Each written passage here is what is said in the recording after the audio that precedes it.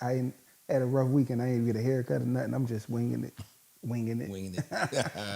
All right, so episode 2 of Winging It. NFL season, Eagles week 1, hype. Yes, sir. Cowboys, right? Yes, Right. Come on. sir.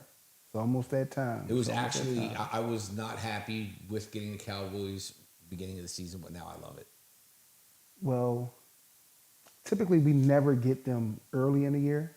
We normally get them like later in the year, So when I first heard, I was psyched a little bit. Plus, they get to watch us drop the banner. Yes, that's it. You know what I mean? So I get a little extra from that. And all the extra Cowboy fans that live here in Philly. Absolutely. You know, but it's been 20 years since the Pickle Bowl. It's the last time they played each other. Yeah. In the first week of the season. That's wild. It's going to be crazy down there too. Westbrook ran for over $150 in that game, right? Yeah. Yeah. Pickle juice game. Yeah. So, I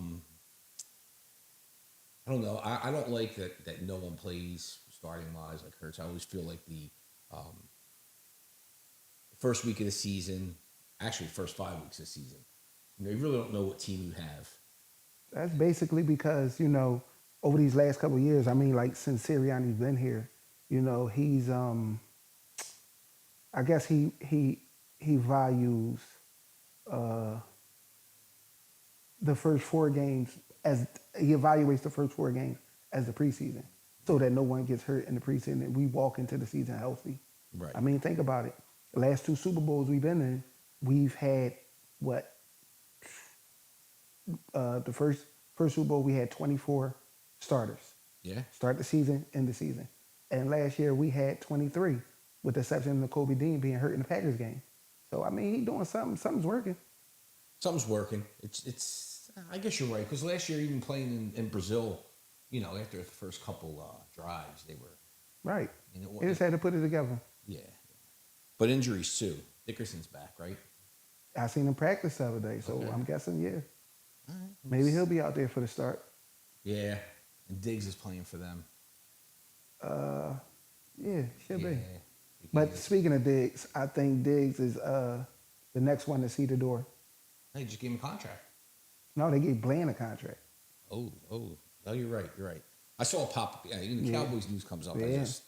I think Diggs the next one I to saw see the someone door. got paid. $92 million, if I'm not mistaken. Damn.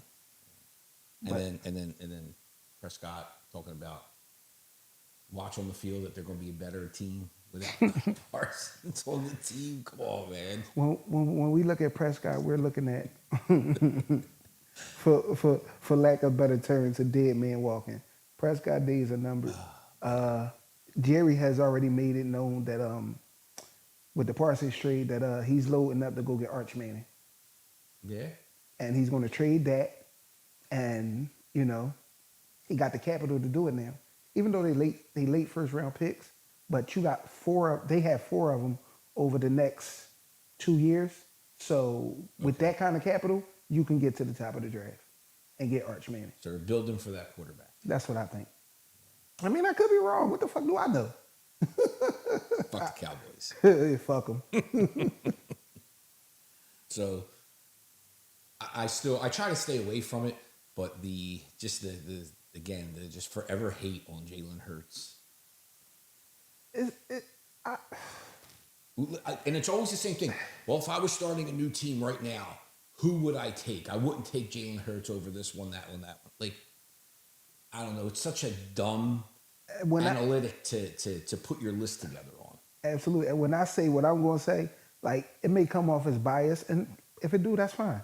But for a game on the line, for my money, for my life, I'm taking Hurts over every one of them so-called top quarterbacks that you go. You wonder why? Because in the big games, he show up. Well, again, Joe Burrow. He's won. Josh Allen. These guys have not won anything, and yet they keep getting put ahead of Hurts. But Joe Burrow is still living off of what happened, 4 years ago they went to the Super Bowl? Yes. He's still living off of that. Yes. And didn't win it. Right. I don't get it. It's all in the stats. But I don't care. I don't care about stats. What Hurts say? Let's keep the main thing the main thing. When has the main thing not been winning? Exactly. I don't care about stats. All I care about at the end of the day, if we got that W or not. It's also clickbait too for Eagle fans. For sure. Because, we're like, of course, we got the moniker of we're the most passionate fan base. Yeah. And we pretty much are.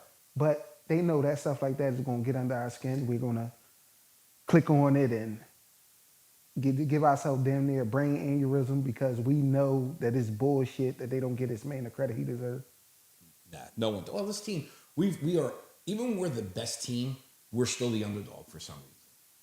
And I guess I like it because we're used to it at this point. Like going in that Super Bowl last year, it's Patrick Mahomes, it's Andy Reid, you can't go. Yes, you can. When you have a team that was on paper and show was so dominant, why can't you come out and call what it was? Nope. And then I feel like Hurts gets still hate because he was told from the beginning he wasn't going to be able to do anything in this league. Yeah. Right.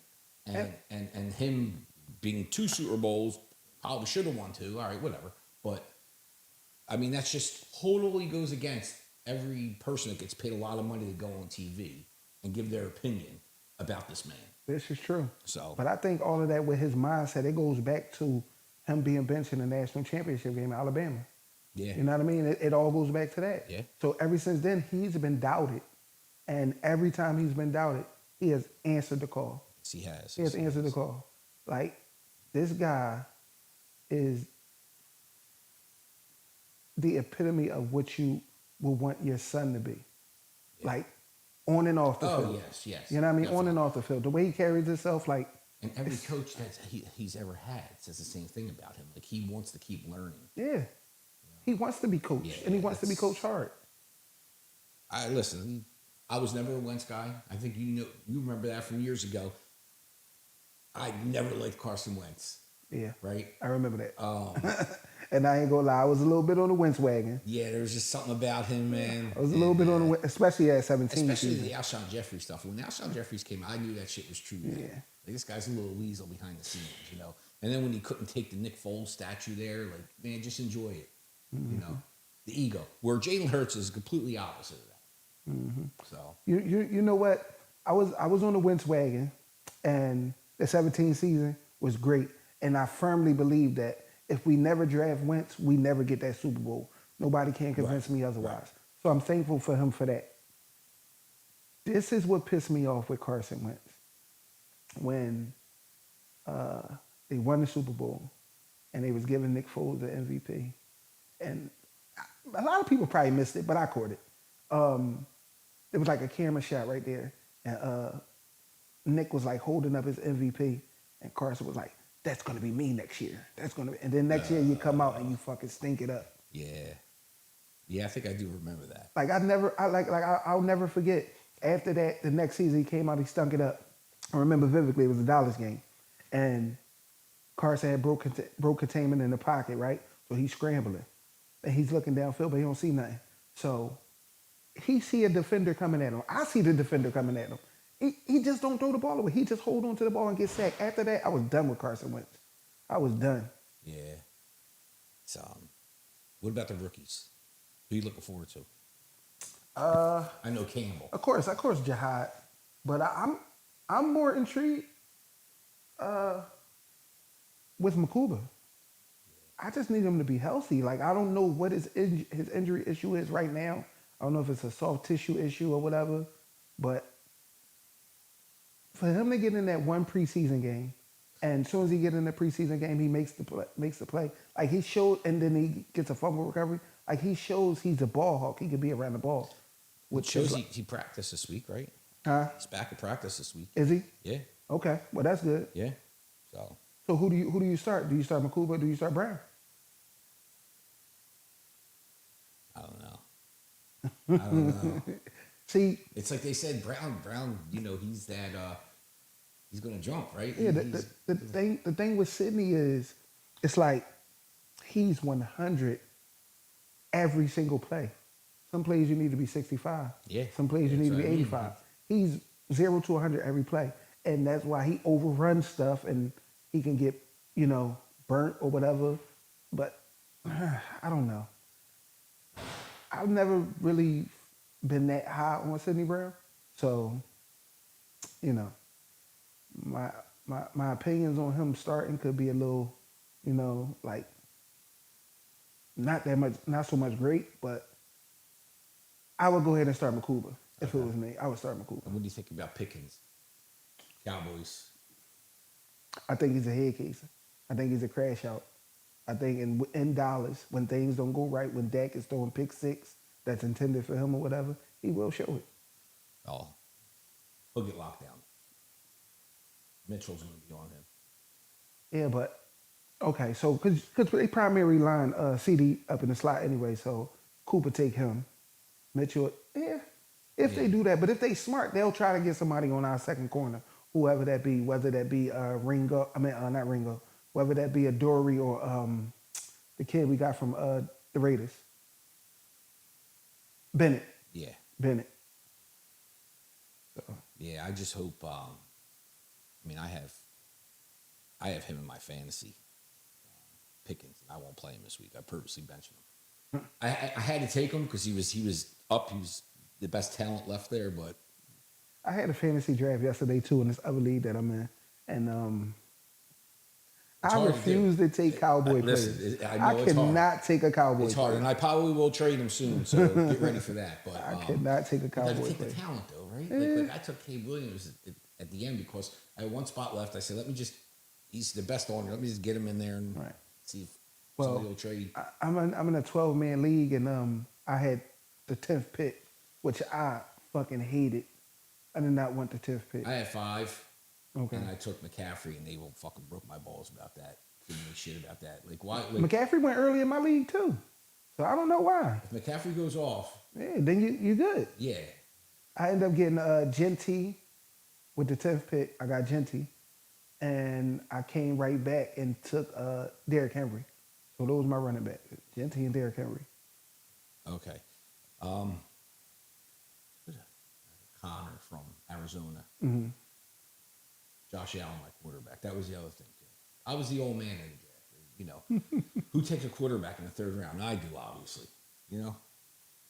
I ended up getting fucking Baker. That's good, though. He's going to put up points. Yeah, that's why I took him. I took him because, he's going to put up numbers, but I'm not a Baker guy. I never really have been a Baker guy, but in fantasy, he'll put the numbers up. So you're up there. You're in the city. What's the vibe? Because I get no vibe now, being somewhat retired. I don't know the pulse of the Eagles Cowboy hate between the fans. Right. I miss all that. Well, the vibe is like season got here quick. Oh. Season got here real quick, which is a good thing to me. Like I'm loving it. I'm loving that on Thursday we'll have football. Yes. Like it's like almost Christmas Eve for me. So, but everybody's, city's upbeat, go Birds, you know what I mean? Like, these Dallas fans, are they like, do they just want to upset? I work with a couple of them, and or do they think they're going to be good? No, some of them are actually, especially after the Parsons trade. Okay. Some of them are actually like, this shit ain't gonna be good. This shit ain't gonna be good. Like I got a guy that work with me, a little older guy. His name Al. Al is a diehard Cowboys fan, like diehard, and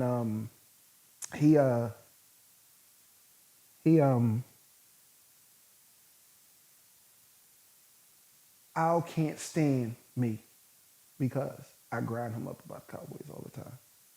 Like he don't even answer my text messages because I'm always sending him some shit about the Cowboys. But even I was like, man, this shit about to be a disaster. Yeah. So, but I'm loving it because their misery is my joy. Yes. So I'm loving it. I told you before, like, especially all the travel I've been doing, I make sure all the time I have almost something with the Eagles on. And it's amazing how everywhere you go, like I could be in Pigeon Forge, Tennessee, and go Birds, like just from somewhere. It's great. It's great. We're all over the place. I don't know if how many of that is genuine fans or just bandwagon jumping people at this point, but whatever. I don't care. I'll take it. All right.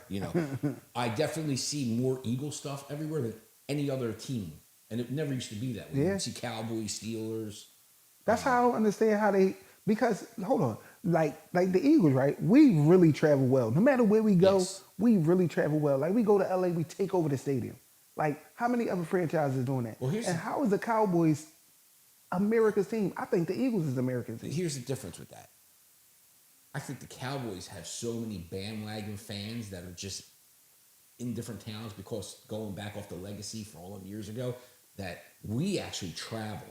They have bandwagon people that just live in these cities that just, oh, the Cowboys are coming. They're Laker fans, Cowboy fans, Yankee fans, Notre Dame fans. Mm-hmm. You know what I'm talking about. Yeah, Right? it's insane, but like, I love their misery. I love it. And I just can't believe that, again, Prescott really thinks that they're going to be a better team. First of all, he got to be a better quarterback. Yeah, man. That's for number one. I don't know. Beginning of the year always scares me because you just never know. And the worst thing would be if we came out flat and lose this opener to this team. But I just don't see it happening. I just, they're so conscious for that Super Bowl hangover. Right.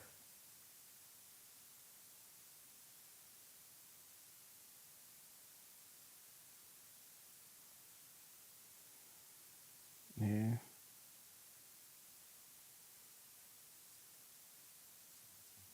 Trying to keep note of the clock so I know where to go to Yeah, the edit. I got you. chop some shit out. Mm-hmm. How do you feel about Sirianni coming in, after winning a Super Bowl? Can he get the team? You think he has the team refocused? Forgot about last year now, it's I think. new season. Yeah, I think Sirianni. He may not be your typical X and O coach and gonna draw up all these plays and all that or whatever. He's what your new age CEO coach, and that's fine. But what Sirianni is great at that he don't get enough credit for is he know how to get the team ready. He know how to get them guys to come together. Yeah. And they believe in him. That's another thing. Yes. They believe in Sirianni.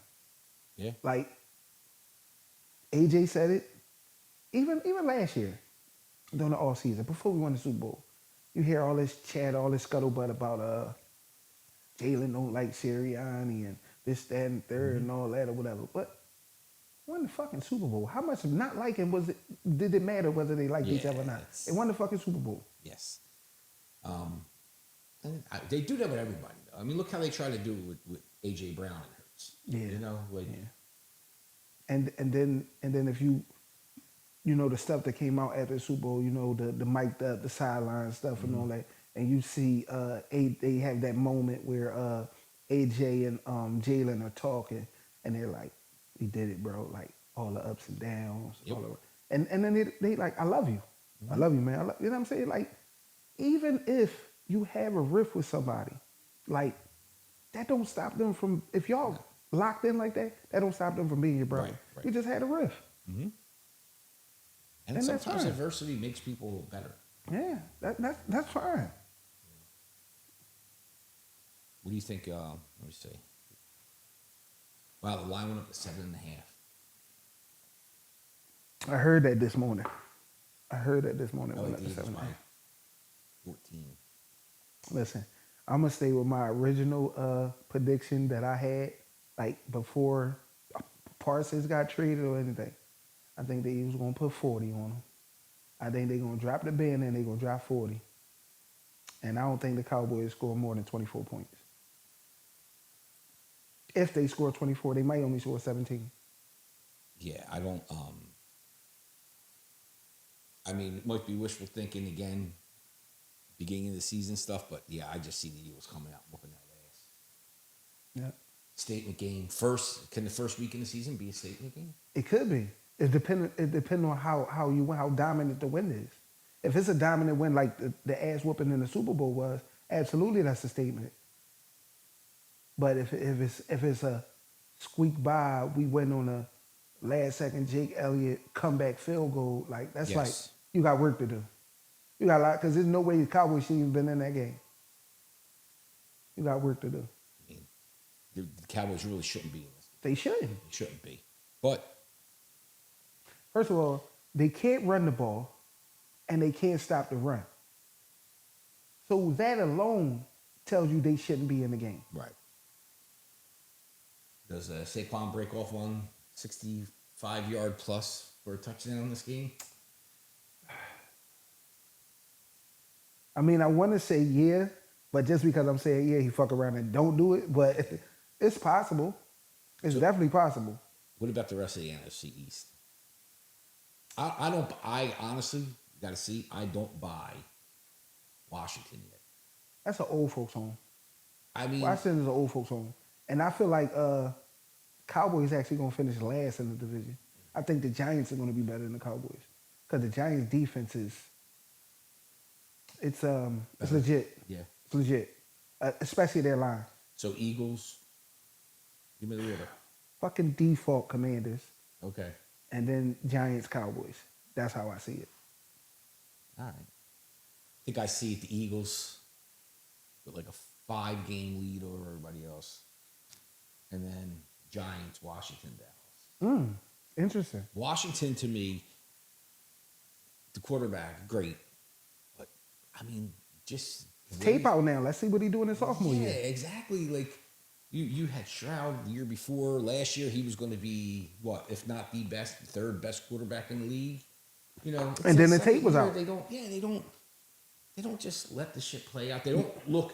They don't magnify Jalen Hurts every performance, but then when you look at Washington, where they ended up last year, they don't mention what was it, like 4 or 5 of them games that they won like talk about barely. Luck. Yes, like them games could have went either way. And the Lions, not even they don't even really. I don't think talk about the Lions in the same breath. The Lions had all them guys hurt. Yeah, true. You know, Washington got its way. I mean, speaking to of where they were, like with everything fell in place for them until, of course, they got here. Yeah, I mean, and speaking of the sophomore slump, all of these guys that's so-called better than Jalen Hurts had a sophomore slump in their second year starting. Guess who didn't? Guess who went to the Super Bowl with his second year starting? Exactly. Yeah. But they don't give that man no credit. Nah. That's insane. But we don't need that credit from him. We don't, because we going to take it. You ain't got to give us shit. We going to take it. That's right. So, all right. So, I'm going to say prediction of the game. The Eagles defense shows up. Holds them to under 17. Easy. Maybe they get something late. And I think the Eagles put up 34. Okay. So, I hear that. 34-17, just to be nice. I hear you 34-17, and I raise you. Oh. 41-17. Okay. Eagles. Because I'm adamant on that 40. I think they're going to put 40 on. We're going to drop the band and we're going to drop 40. I'm adamant on that. So sounds good. So this podcast is sponsored by this Gold Gun. Okay. All right. We'll see you next week. Go Birds. Go Birds.